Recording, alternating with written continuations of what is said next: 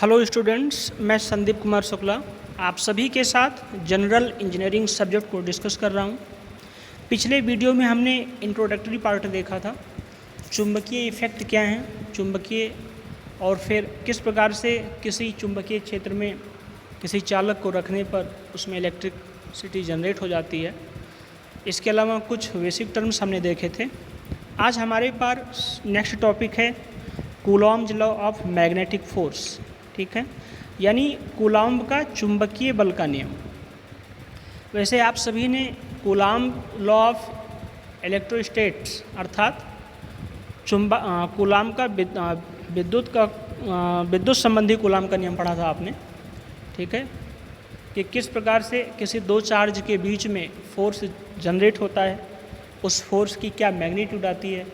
उसी प्रकार अगर किसी दो चुंबक जिनके अलग अलग पोल्स को या सिमिलर पोल्स को एक दूसरे के पास एक निश्चित दूरी पर रखा जाए तो इन मैग्नेट्स के बीच में एक फोर्स जनरेट होता है और इसी को हम कूलॉम्ब का चुंबकीय बल का नियम कह देते हैं। और जिस प्रकार से कूलॉम्ब ने चार्ज के लिए यानी इलेक्ट्रोस्टैटिक अवस्था के लिए नियम दिया था, उसी प्रकार मैग्नेटिक सिचुएशंस के लिए भी इनके नियम हैं, जिसमें आप जानते हैं किस प्रकार चार्ज में दो अलग अलग चार्ज होते थे, या तो वो सेम नेचर के होते थे या अपोजिट नेचर के होते थे, अर्थात या दोनों सिमिलर चार्ज होते थे। जैसे मान लीजिए एक चार्ज हमारा ये था जिस पर प्लस क्यू चार्ज था, दूसरा चार्ज इस पर भी प्लस क्यू चार्ज, या फिर ऐसा भी हो सकता था एक पर प्लस हो दूसरे पर माइनस हो। इसी प्रकार से जब हम कोई दो मैग्नेट, एक नॉर्थ पोल एक साउथ पोल, इसी प्रकार एक नॉर्थ पोल एक साउथ पोल को एक डिफिनिट डिस्टेंस पर यानी निश्चित दूरी पर रखते हैं तो इनके मध्य एक बल कार्य करता है और इसी पर कूलॉम्ब ने अपना नियम दिया, जिसे कूलॉम्ब का चुंबकीय बल का नियम कहा गया, ठीक है। तो coulombs law of magnetic force में हम देखेंगे, इनका पहला नियम कहता है कि यदि दो चुंबकीय ध्रुवों को, ठीक है, एक दूरी पर स्थिर रखा जाए, ठीक है, यदि दो चुंबकीय ध्रुवों को एक दूरी पर स्थिर रखा जाए तो उनका पारस्परिक आकर्षण या विकर्षण बल उनकी ध्रुव प्रबलता के गुणनफल के समानुपाती होगा, ठीक है।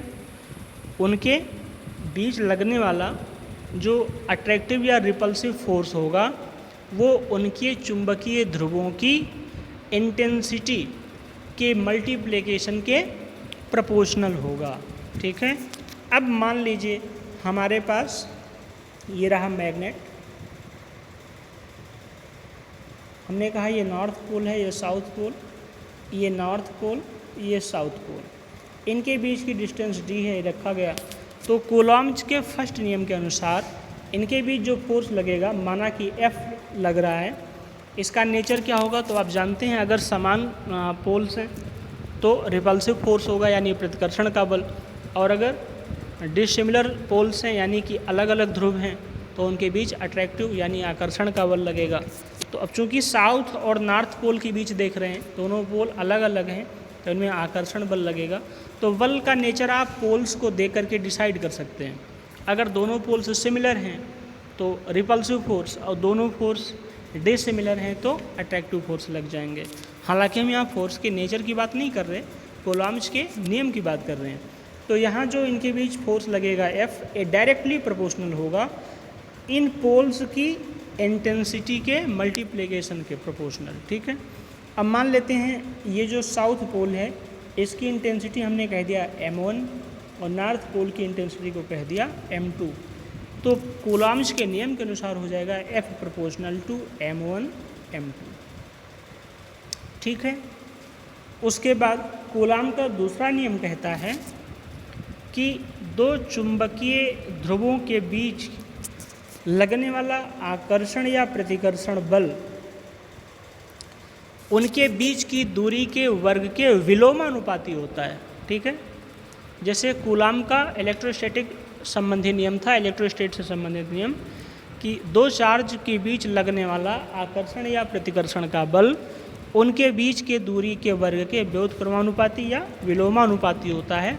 बिल्कुल उसी प्रकार, ठीक उसी ढंग से किसी दो चुंबकीय ध्रुवों के बीच लगने वाला आकर्षण या प्रतिकर्षण बल उन ध्रुवों के बीच की दूरी के वर्ग के विलोमानुपाती होगा। जैसे अभी मैंने कहा था, ये नीचे हमारा एक फिगर है, इसमें ध्यान से देखें अगर, तो एक मैग्नेट ए है जिसका नाम हमने कहा है ए, दूसरा है बी। ध्यान से देखें, इसमें एक है नॉर्थ पोल, दूसरा साउथ, नॉर्थ और साउथ। और साउथ पोल की इंटेंसिटी को यहाँ m2 से, नॉर्थ पोल की इंटेंसिटी को m1। हालांकि यह नॉमेनक्लेचर है, आप कुछ भी कर सकते हैं, ठीक है। तो कूलॉम्स के फर्स्ट नियम के अनुसार इनके बीच जो फोर्स होगा वो प्रोपोर्शनल होगा m1 m2 के मल्टीप्लिकेशन के, और दूसरे नियम के अनुसार जो फोर्स F होगा इनके बीच वो प्रोपोर्शनल तो होगा लेकिन विलोम में विलोमानुपाती होगा। किसके? इनके बीच की दूरी के वर्ग के। तो दूरी कितनी है d, इसका वर्ग कर दीजिए d² हो जाएगा, और इसको विलोम कर दीजिए तो 1/d² हो जाएगा, और इस 1/d² को प्रोपोर्शनल कर दीजिए तो आ जाएगा F प्रोपोर्शनल टू 1/d²। इसी को कहते हैं F is inversely proportional to D, ठीक है।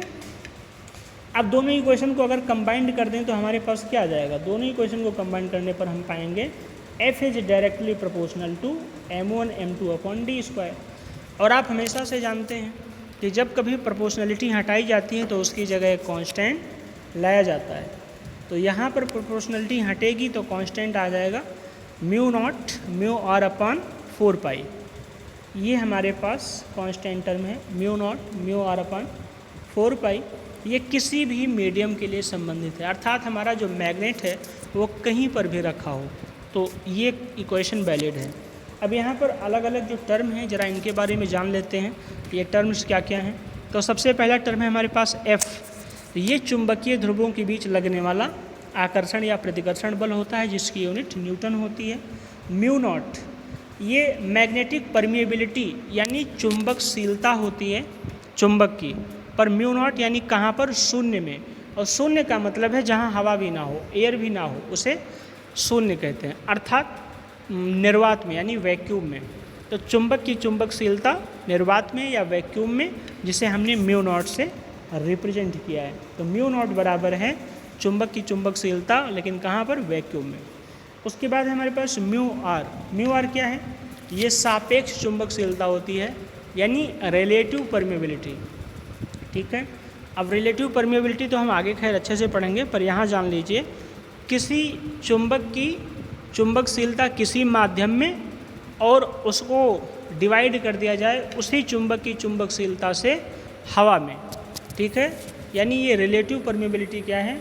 किसी माध्यम में किसी चुंबक की चुंबकशीलता अपॉन किसी हवा में चुंबक की चुंबकशीलता, इसके अनुपात को क्या कह देते हैं? रिलेटिव परमिएबिलिटी या सापेक्ष चुंबकशीलता, ठीक है। अब दूसरा नेक्स्ट टर्म है हमारे पास m1। तो ये मैग्नेटिक इंटेंसिटी यानी चुंबकीय प्राबल्यता है, ठीक है, जो दिया होगा। कौन से पोल का होगा वहाँ देख लेंगे, यहाँ हमने नॉर्थ पोल का माना है। दूसरा हमारे पास है m2, ये भी है मैग्नेटिक इंटेंसिटी साउथ पोल की। तो इस प्रकार ये हमारे टर्म थे, और इस पर सिंपल न्यूमेरिकल भी आ सकते हैं, हम लोग आगे देखेंगे, ध्यान दें, ठीक है, क्योंकि ये अच्छा टॉपिक है। छोटे छोटे न्यूमेरिकल्स होते हैं, पूछे जा सकते हैं, ठीक है। उसके बाद कुछ इम्पोर्टेंट टर्म्स हैं और बचे हैं जो हम जल्दी से इसमें देख लेते हैं, फिर आगे बढ़ते हैं, ठीक है। अब सबसे पहला हमारे पास चुंबकीय क्षेत्र की तीव्रता या क्षेत्र प्रबलता, अर्थात जो मैग्नेटिक फील्ड है इसकी इंटेंसिटी कितनी ज़्यादा है ये देखना है।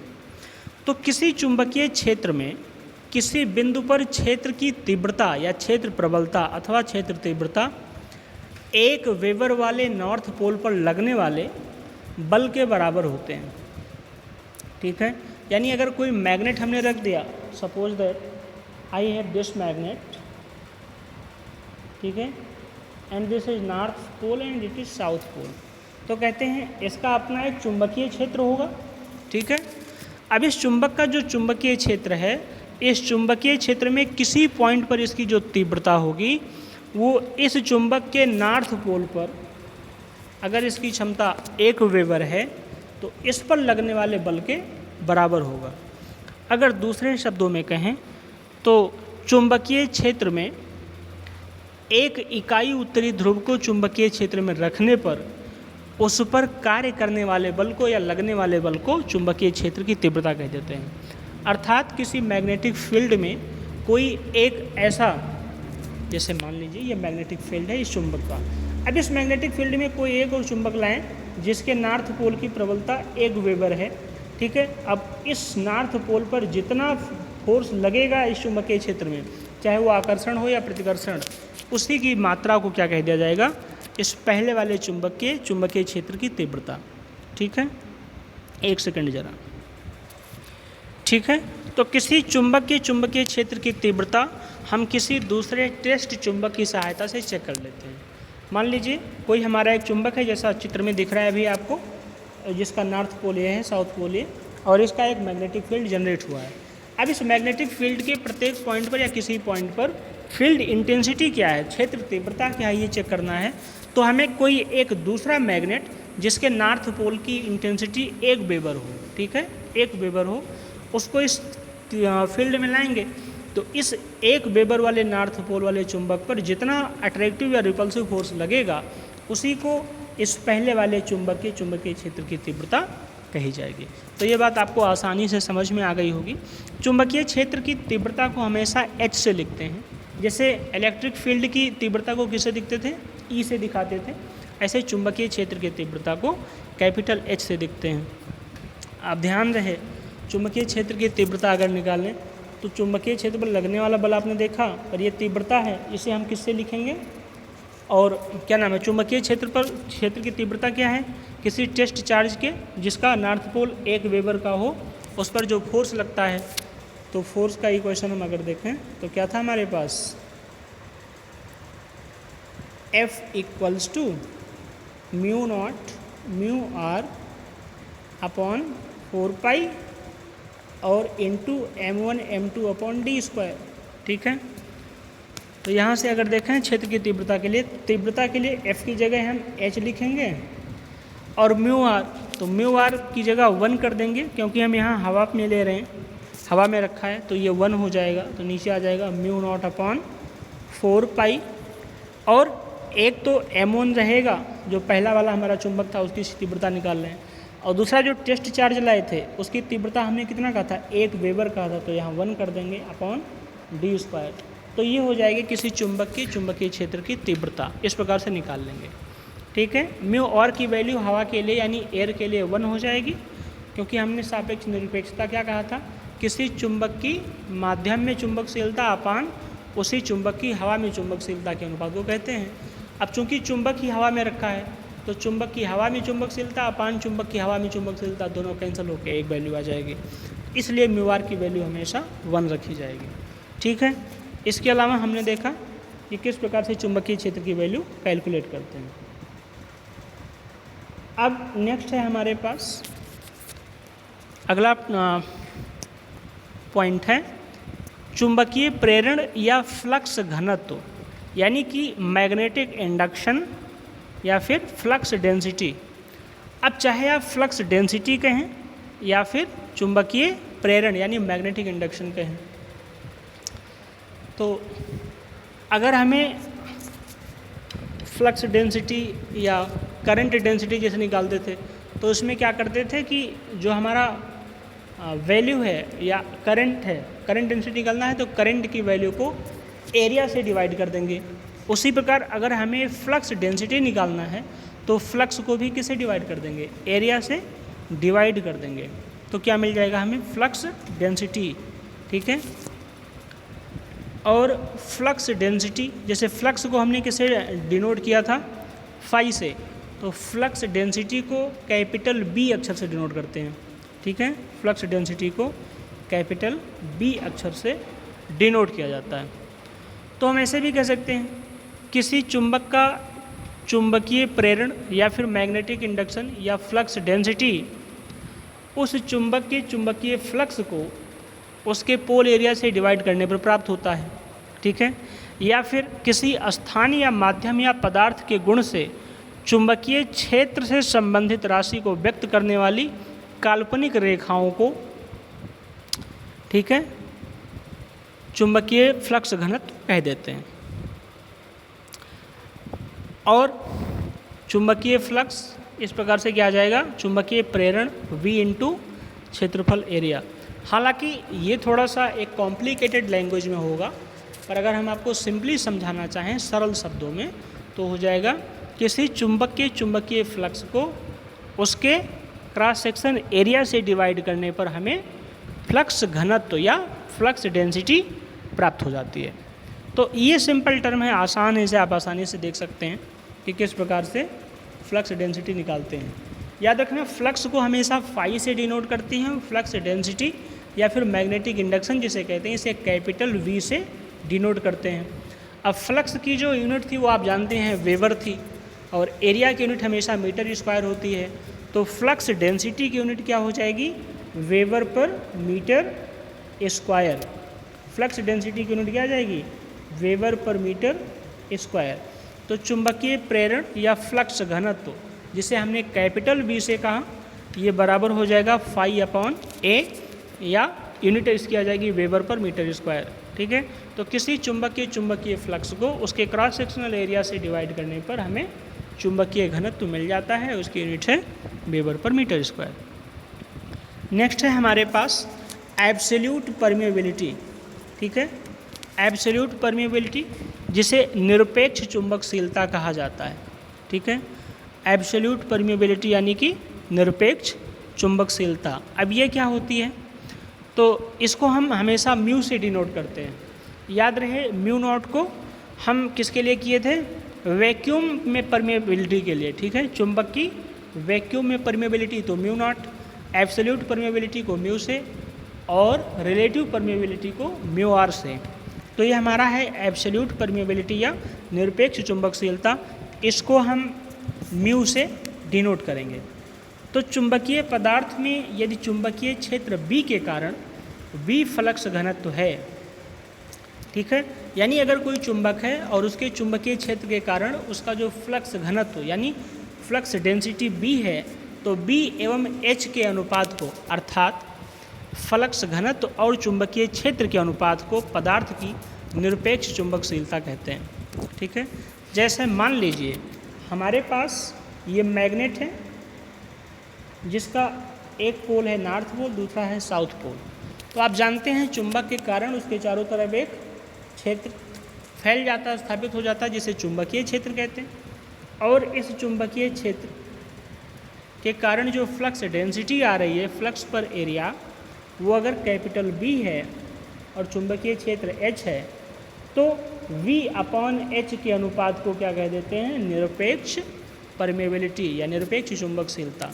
ठीक है, तो इस प्रकार से कह सकते हैं किसी चुंबक में उसके फ्लक्स घनत्व और चुंबकीय क्षेत्र के अनुपात को, या किसी चुंबक के फ्लक्स घनत्व यानी कैपिटल V और चुंबकीय क्षेत्र यानी H के अनुपात को निरपेक्ष चुंबकशीलता कह दी जाती है। फ्लक्स घनत्व की यूनिट आपने देख ही लिया था, वेबर पर मीटर स्क्वायर। ठीक है, और चुंबकीय क्षेत्र की आपने देखा था न्यूटन पर वेबर था।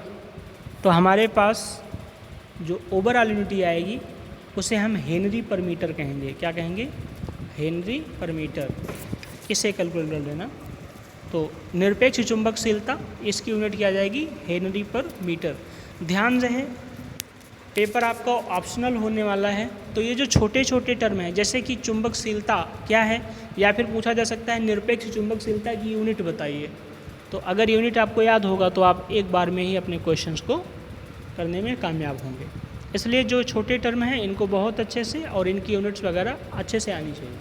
ठीक है, तो निरपेक्ष चुंबकशीलता यानी एब्सोल्यूट परमिएबिलिटी क्या है, किसी चुंबक के फ्लक्स घनत्व और उसके चुंबकीय क्षेत्र के अनुपात को हम निरपेक्ष चुंबकशीलता कह देते हैं, और इसकी यूनिट होती है हेनरी पर मीटर। ठीक है, हमारे पास नेक्स्ट टर्म है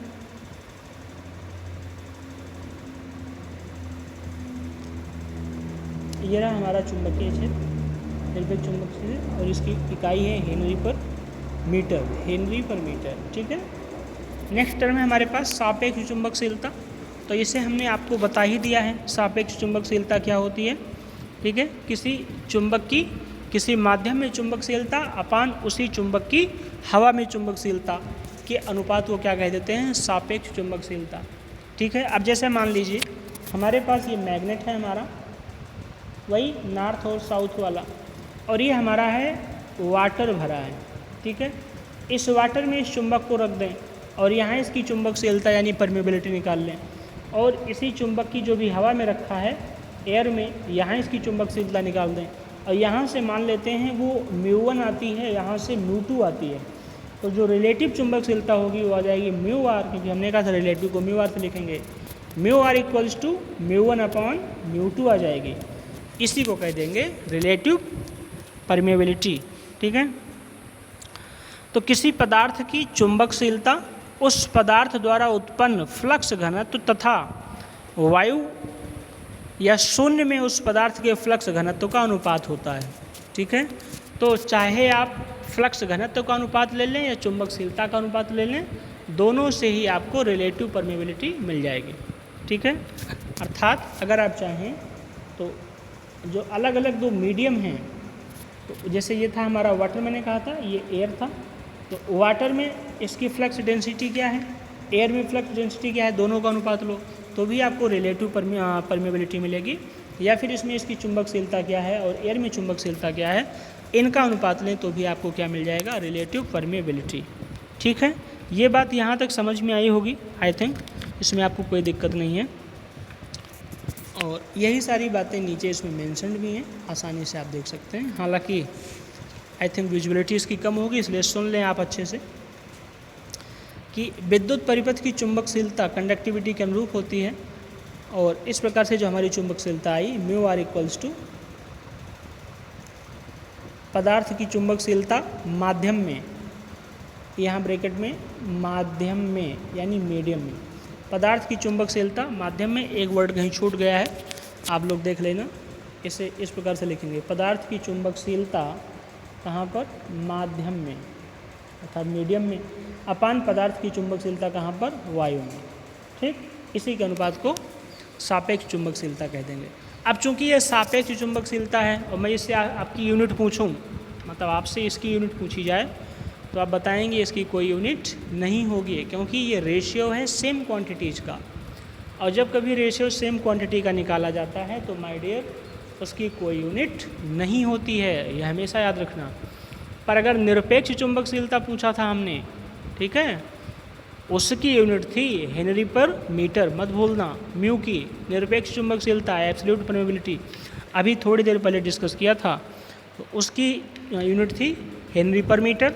पर जो यहाँ हमारी सापेक्ष चुंबकशीलता है इसकी कोई यूनिट नहीं है, क्योंकि समान राशियाँ अगर अनुपात में हैं तो उसका कोई यूनिट नहीं होता। ठीक है। नेक्स्ट है हमारे पास चुंबकीय परिपथ।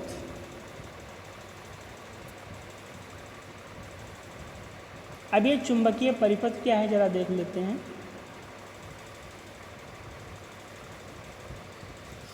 यानी चुंबकीय परिपथ के बाद चुंबकीय परिपथ के नियम। तो चुंबकीय परिपथ जैसे कि वैद्युत परिपथ होता था, आप वैद्युत परिपथ में जानते हैं क्या फ्लो होता है, करंट फ्लो होता है। उसी प्रकार चुंबकीय परिपथ के द्वारा क्या कार्य होगा, चुंबकीय बल रेखाएं फॉलो करेंगी। ठीक है। यानी वो पथ जिस पर चुंबकीय फ्लक्स या बल रेखाएं चलती हैं चुंबकीय परिपथ कहा जाता है। चुंबकीय परिपथ के नियम भी वैद्युत परिपथ के नियम के ही लगभग समान होते हैं। अर्थात जिस प्रकार से वैद्युत परिपथ में नियम फॉलो होता है, कुछ उसी प्रकार चुंबकीय परिपथ में भी लॉ सिमिलर हो सकता है। अब मान लीजिए हमारे पास कोई एक सोलेनॉइड है या फिर कॉइल, जिसे अंग्रेजी में कॉइल कहते हैं, हिंदी में वो कॉइल या सोलेनॉइड, सॉरी, हिंदी में उसे परिनालिका कहा जाता है। ठीक है। अंग्रेजी में सोलेनॉइड या कॉइल और हिंदी में परिनालिका। तो अगर कोई एक परिनालिका है और उसकी लंबाई L मीटर हो, ठीक है, और वो चुंबकीय परिपथ का काम करता ही है, तब और ये जो हमारी परिनालिका है इसका अनुप्रस्थ काट, यानी अगर वायर को काटें और उसकी एरिया स्मॉल a है, तथा इस कॉइल में वर्तनों यानी टर्न्स की संख्या कैपिटल N है, और इसमें I ampere, capital I ampere की धारा प्रवाहित हो जाए, तो निर्वात यानी कि वैक्यूम में चुंबकशीलता μ0 हो। कितना हो? μ0 हो।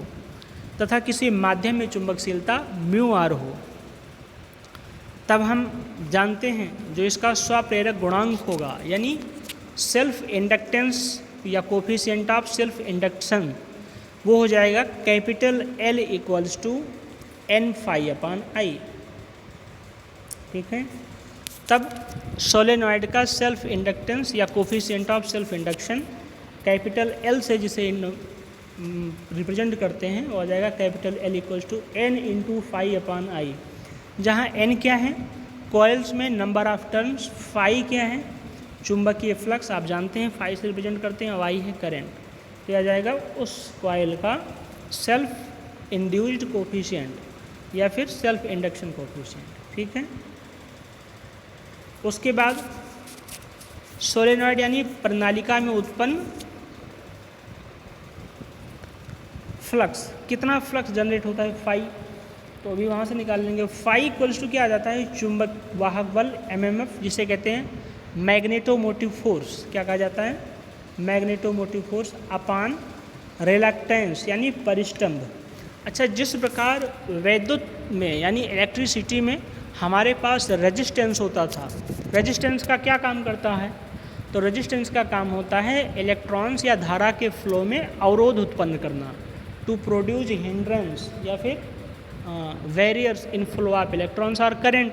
सिमिलर वे रिलक्टेंस या प्रतिष्ठंभ भी यही काम करता है कि मैग्नेटिक बल रेखाओं के फ्लो में बाधा उत्पन्न करता है। तो इसकी वैल्यू, इसको हम कैपिटल S से रिप्रेजेंट करते हैं। ठीक है, किससे लिखते हैं, कैपिटल S से। तो जो हमारा फ्लक्स आ जाएगा चुंबकीय वाहक बल यानी MMF को N इंटू I। ठीक है, और यहाँ आ जाएगा अपॉन रिलक्टेंस में 1 upon mu naught mu are into A। ध्यान से देखिए, जो हमारा रिलक्टेंस है इसे कैपिटल S से लिखते हैं और इसकी वैल्यू होती है L upon mu naught mu are into A। ठीक है, तो हमारा जो फ्लक्स का फार्मूला था फाई इक्वल्स टू चुंबकीय वाहक बल, जिसको हम N इंटू I से लिखते हैं, अपॉन रिलक्टेंस यानी परिष्टंभ, इसकी वैल्यू अभी आपको बताया L upon mu are into mu naught into small a, और यहाँ ये वैल्यू हमने पुट कर दिया। तो फाई इक्वल्स टू फाइनली मिला Ni upon L upon mu naught mu are into A। ठीक है, L upon mu naught mu are into A। ठीक है, ये फाई मिल जाएगा। अब यहाँ पर N क्या है, वर्तों यानी टर्न्स की संख्या, नंबर ऑफ टर्न्स कितने हैं, टर्न्स की संख्या। I है धारा, L क्या है, लेंथ ऑफ मैग्नेटिक सर्किट यानी जो भी स्मॉल l देखा था, और A है cross sectional area of coil. ठीक है,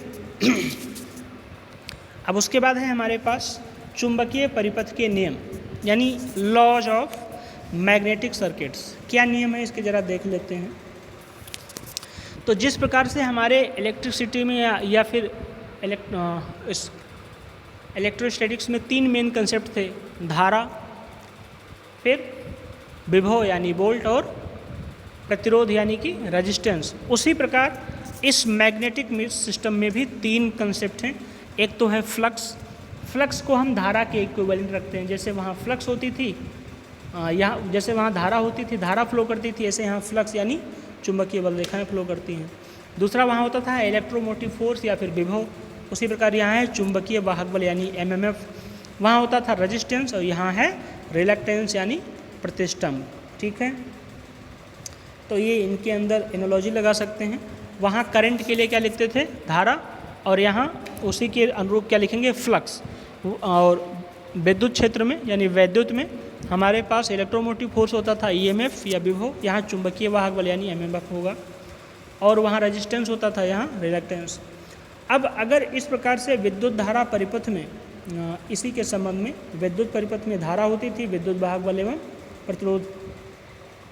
तो ध्यान से देखें कि फ्लक्स, चुंबकीय वाहक बल तथा प्रतिष्ठंभ में संबंध विद्युत परिपथ में धारा, विद्युत वाहक बल तथा प्रतिरोध के समान है।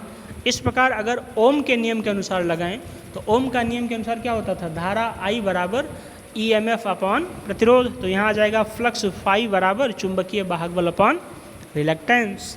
तो आ जाएगा phi equals to N I upon L upon mu naught mu are into A. और यही बात हमने अभी पीछे देखा था। ठीक है, तो फ्लक्स, चुंबकीय फ्लक्स बराबर क्या जाएगा, चुंबकीय वाहक बल अपॉन प्रतिष्ठंभ या फिर रिलक्टेंस। ठीक है, नेक्स्ट है हमारे पास चुंबकीय परिपथों में फ्लक्स चुंबकीय वाहक बल के समानुपाती तथा प्रतिष्ठंभ के विलोमानुपात होता है। जैसे अभी आपने देखा, ये जो हमारा चुंबकीय फ्लक्स है ये चुंबकीय वाहक बल के समानुपाती, जबकि रिलक्टेंस के विलोमानुपाती है। ठीक, नेक्स्ट है हमारे पास चुंबकीय वाहक बल यानी एमएमएफ क्या होता है। तो जिस प्रकार से ईएमएफ होता था उसी प्रकार एमएमएफ है। ईएमएफ का कार्य क्या होता था, 1 एम्पीयर धारा को 1 ओम प्रतिरोध वाले कंडक्टर से फ्लो कराना होता था।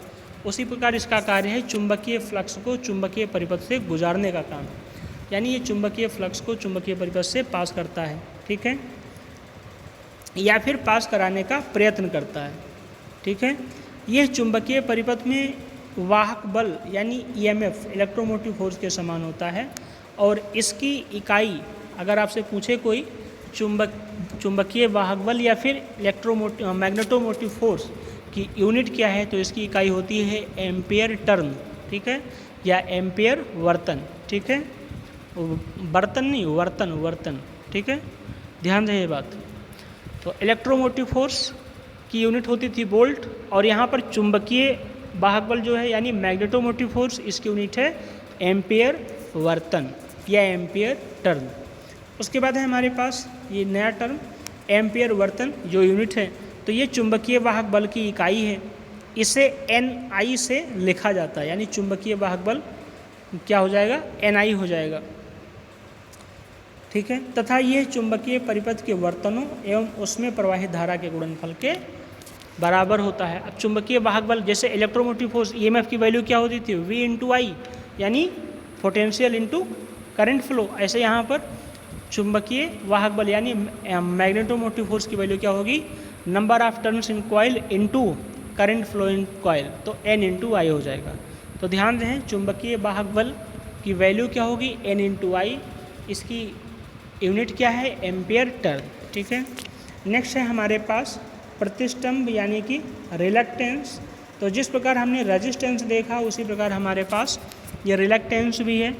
तो रेजिस्टेंस का नेचर क्या होता था, करंट के या इलेक्ट्रॉन्स के फ्लो को रजिस्ट करना, रोकना। उसी प्रकार यह पदार्थ का वो गुण है जो अपने में चुंबकीय फ्लक्स के उत्पन्न होने का विरोध करता है या चुंबकीय फ्लक्स के फ्लो का विरोध करता है। ठीक है, चुंबक का वो गुण या किसी चुंबकीय पदार्थ का वो गुण जिसके द्वारा वो चुंबकीय फ्लक्स रेखाओं के उत्पन्न होने या उनके फ्लो होने का विरोध करता है, उसे हम रिलक्टेंस या प्रतिष्ठंभ कह देते हैं। ठीक है, बात समझ में आ गई होगी। ये बिल्कुल प्रतिरोध के अनुरूप होता है और इसकी इकाई एम्पियर वर्तन प्रति वेबर है। कितना होता है, एम्पियर वर्तन प्रति वेबर। कैसे निकाल सकते हैं, अभी आपने थोड़ी देर पहले देखा था, फाई बराबर क्या होता है, चुंबकीय वाहक बल यानी MMF magnetic motive force upon reluctance S। तो रिलक्टेंस अगर यहाँ ले आए हम लोग तो यहाँ फाई आ जाएगा कुछ इस प्रकार से, क्या आ जाएगा, फाई बराबर रिलक्टेंस S बराबर MMF अपॉन फाई। और MMF की यूनिट अभी आपने देखा एम्पियर वर्तन, एम्पियर वर्तन अपॉन फाई की यूनिट क्या होती है, वेबर। तो रिलक्टेंस की यूनिट क्या आ जाएगी, एम्पियर वर्तन प्रति वेबर। ठीक है, इस प्रकार से ये यूनिट्स बहुत इंपॉर्टेंट हैं, इन्हें आपको आना ही आना चाहिए। ठीक है, और इसकी वैल्यू पूरी आपने देखा। तो अगर आप इस वैल्यू को निकालना चाहें कि हमारे पास रिलक्टेंस कितना होगा तो देख सकते हैं इस प्रकार से, रिलक्टेंस S की वैल्यू। तो यदि L इक्वल्स टू चुंबकीय परिपथ की लंबाई हो मीटर में, A है परिनालिका का अनुप्रस्थ काट का क्षेत्रफल वर्ग मीटर में, म्यू नॉट निर्वात या शून्य में विद्युत की चुंबकशीलता और म्यू आर सापेक्ष चुंबकशीलता तब चुंबकीय परिपथ में प्रतिष्ठम्भ जो रिलक्टेंस होगा वो होता है S equals to small l upon mu naught mu are into A. ठीक है, अब ध्यान दें, अगर इसे थोड़ा हम कंपैरिजन कराएं विद्युत प्रतिरोध से तो R इक्वल्स टू क्या होता था, रो इंटू एल अपॉन ए या एल अपॉन ए इंटू सिग्मा। ठीक है, ठीक उसी प्रकार से अब अगर यहाँ देखें प्रतिष्ठम्भ में तो S इक्वल्स टू आ जाएगा 1 upon mu naught mu r एक term into 1 L upon A. ठीक है, अब यहाँ जो 1 upon mu naught mu r है ये किसके बराबर है, इस रो के बराबर है। रो क्या क्या कहते थे, रजिस्टिविटी। ठीक है, तो इसी प्रकार इसे कह देंगे रिलक्टिविटी। ठीक है, जिसे रो को कहते थे रजिस्टिविटी यानी प्रतिरोधकता, उसी प्रकार मैग्नेटोमोटिव फोर्स यानी चुंबक में इसे हम कह देंगे रिलक्टिविटी। ठीक है, रिलक्टिविटी की वैल्यू कितना है, 1 upon mu naught mu R. कहाँ से कंपैरिजन किया, रेजिस्टेंस है, R equals to rho into L upon A. इसी प्रकार S equals to 1 upon mu naught mu are into L upon A. तो 1 upon mu naught mu R क्या आ गया, रिलक्टिविटी, या फिर इसे विशिष्ट प्रतिष्ठम्भ भी कह देते हैं यानी स्पेसिफिक रिलक्टेंस। ठीक है, इसकी इकाई अगर निकालना चाहें तो हेनरी प्रति मीटर होती है, किसकी, रिलक्टेंस की। ठीक है,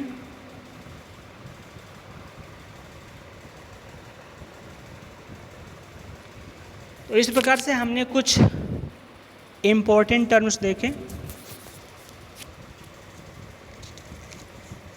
जो बहुत ज़रूरी था, और ये जो सारे टर्म हैं, ठीक है, हेनरी पर मीटर हमने यूनिट देखा था किसकी, वो था निरपेक्ष चुंबकशीलता, और यहाँ जो रिलक्टेंस है इसकी यूनिट आ जाएगी 1 बाय हेनरी यानी 1 अपॉन हेनरी, याद रहे। ठीक है, रिलक्टेंस की यूनिट आएगी आपकी 1 अपॉन हेनरी, यहाँ पर मेंशन भी होगा, हाँ ये रहा 1 बाई हेनरी। तो प्रतिष्ठम्भ की इकाई, या फिर यहाँ से भी आप कैलकुलेट कर सकते हैं, कोई दिक्कत नहीं। ठीक है, यहाँ से कैलकुलेट कर सकते हैं, इसके अलावा चाहें तो यूनिट को अगर आपको कैलकुलेट करना है इस टर्म से भी तो कर सकते हैं।